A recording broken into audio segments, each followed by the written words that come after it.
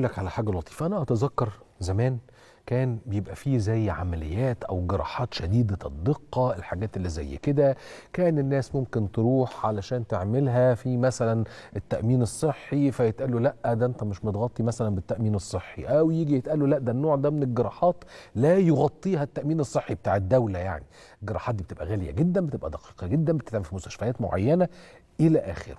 حلو كده؟ طيب، في جراحة اسمها جراحة قسطرة مخية. حلو كده؟ طيب، في راجل كبير من بلدنا، أب جد سميها زي ما تسميها، لكن رجل كبير في السن كان يحتاج لجراحة القسطرة المخية.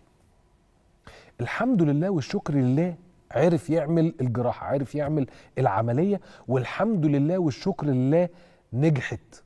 طيب عملها فين؟ هقول لك. طب عملها ازاي؟ برضه اقول لك. هو الحقيقه الجراحه نجحت. 2، اتعملت تحت مظله التامين الصحي الشامل.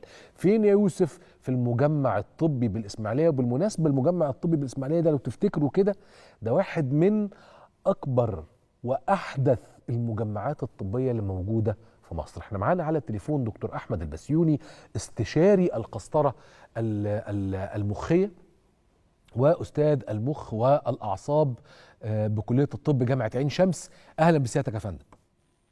اهلا بيك يا فندم. اهلا بيك يا دكتور. اولا انا يعني اسمح لي بس اسال، هو يعني ايه قسطره مخيه؟ انا اعرف القسطره بتاعت القلب.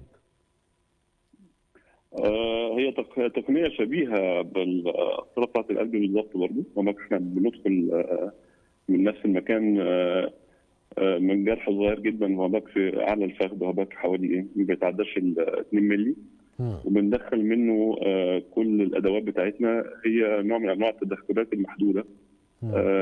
العالم كله دلوقتي يعني بيتوجه الى هذه التدخلات المحدوده، انه بيبتعد بشكل كبير عن الجراحات المفتوحه.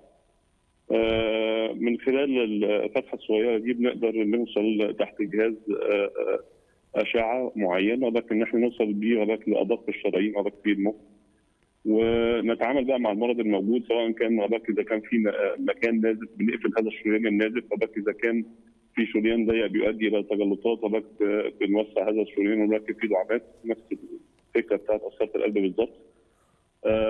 طبعا قسطره المخ تقنيه احدث نوعا ما من قسطره القلب، منتشره في العالم من سنه 95. بدات يعني طبعا سنه 95، واحنا في مصر طبعا يعني لاقت نجاح كبير جدا في ال10 سنوات اللي فاتوا، ونجحنا ان احنا نقدر نعمل عدد كبير جدا من المرضى في مصر بمستويات تضاهي مستويات في احسن الدول الاوروبيه والامريكيه. ده مبدئيا فكره مبسطه. يعني قسطره المخ بدات تعالج امراض كتير جدا كان علاجها مستعصي جدا من الجراحه. بتقلل طبعا الفتره اللي المريض بيمكث فيها في المستشفى. ما عندناش جرح، ما عندناش عدوى. المريض نقدر نعمله ممكن يروح من المستشفى ثاني يوم. في معظم الاحيان بتعمل تحت تخدير كلي، ولكن كمان يعني مع الاطقم المدربه العمليه بتاخد ساعه زمان كتير قوي، بنقدر بعدها يعني المريض كانه ما عملش اي حاجه خالص، هو بيطلع من المستشفى بسرعه شديده جدا. صحيح هي مكلفه جدا، ولكن هي مكلفه، ولكن في المقابل بتشيل الكلفه بتاعت مكوث المريض فترات طويله في المستشفى او العدوى وخلافه. طب كويس قوي. طب دكتور احمد، انا برضو عندي سؤال تاني. هل دي اول مره نعمل النوع ده من الجراحات عندنا في مصر؟ لا يا فندم، قسطره المخ موجوده في مصر على مدار يمكن ال 10 12 سنه اللي فاتوا، يمكن كمان اكثر من كده. ولكن النجاح الحقيقي قسطره المخ الحقيقه تقنيه مكلفه جدا جدا جدا. مكلفه جدا. النجاح الحقيقي اللي الدوله يعني نجحت فيه، ولكن كل اجراءات القسطره المخيه دلوقتي اصبحت على نفقه الدوله وعلى نفقه التامين الصحي. والنجاح بقى الاكبر الحقيقه لكن يعني ان احنا دخلنا هذه الخدمه في مستشفيات التامين الصحي الشامل صح. الجديد.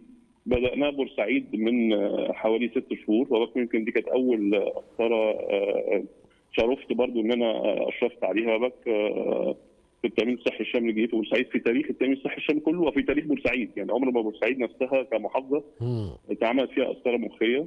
رائع. وده بيبين قد ايه الخدمه الطبيه الجديده والتامين الصحي الشامل الجديد بيقدم خدمه الحقيقه للمواطنين بالذات في المحافظات اللي بدا فيها بهذا الشكل متميز جدا جدا جدا. طب في الاسماعيليه الحقيقه جامعه قناه السويس فيها اسرار المخيه، وانا منتدب من جامعه عين شمس للاشراف على هذه التقنيه هناك، ولكن الحقيقه انا فوجئت.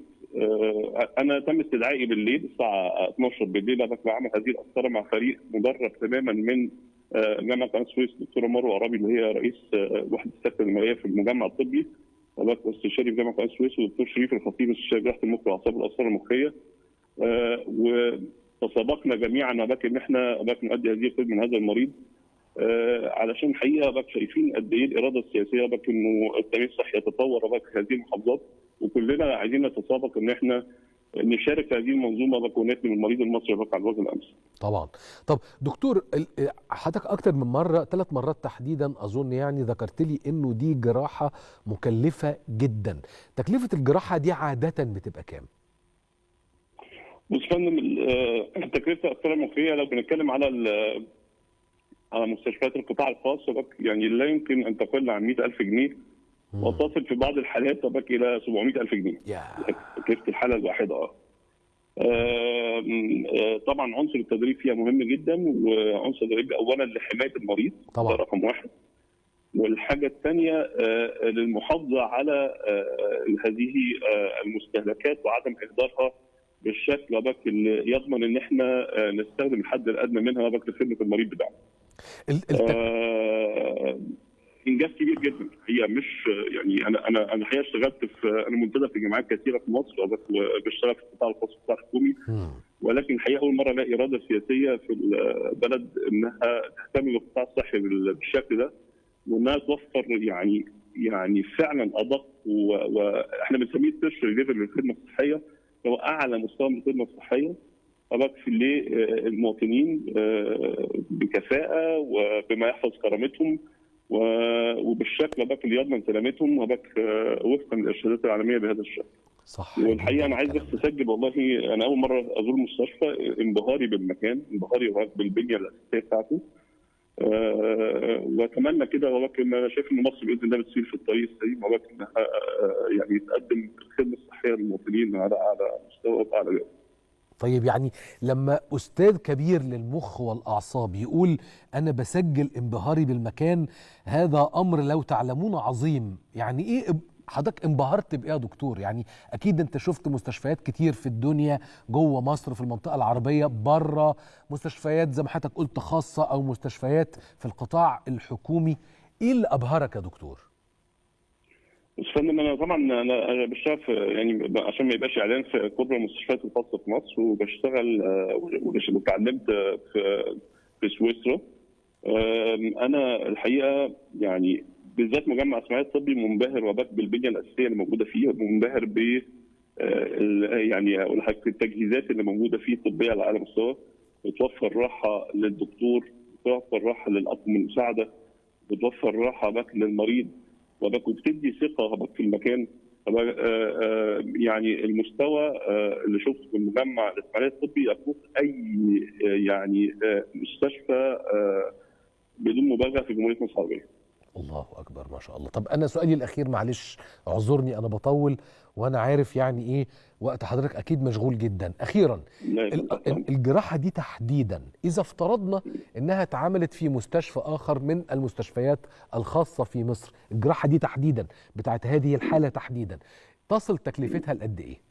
حضرتك قلت لي في من 100 لحد 700، يعني تقريبا من 150، ما بقدرش احسبها بالظبط، من 150 ل 200,000 جنيه مصري تاني. ودي اتعملت بالكامل تحت مظله التامين الصحي.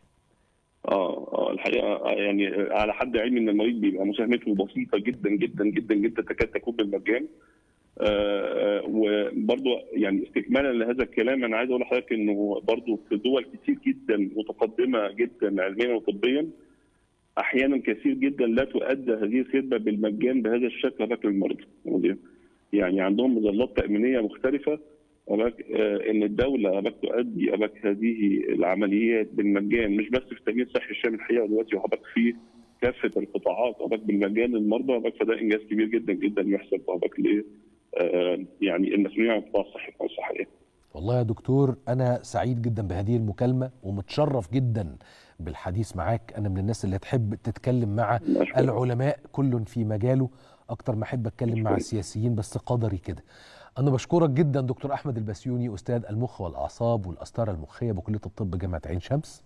طبعا ده بيقول لك إنه مصر فعلا مليانة عقول حقيقي مش هزار، ومصر لا تتوقف أبدا عن إنجاب العقول. ده حاجة. الحاجة التانية وهي الجيدة دائما بل الرائعة والممتازة لأي مواطن إنه يعرف إن التأمين الصحي بتاعه تأمين صحي بجد، ودي الحاجة اللي تفرح. عرفتوا ليه بقى بقول لكم ال7 سنين اللي عدوا دول بقد ما هم حلوين دول كوم، اللي جاي حاجة تانية خالص.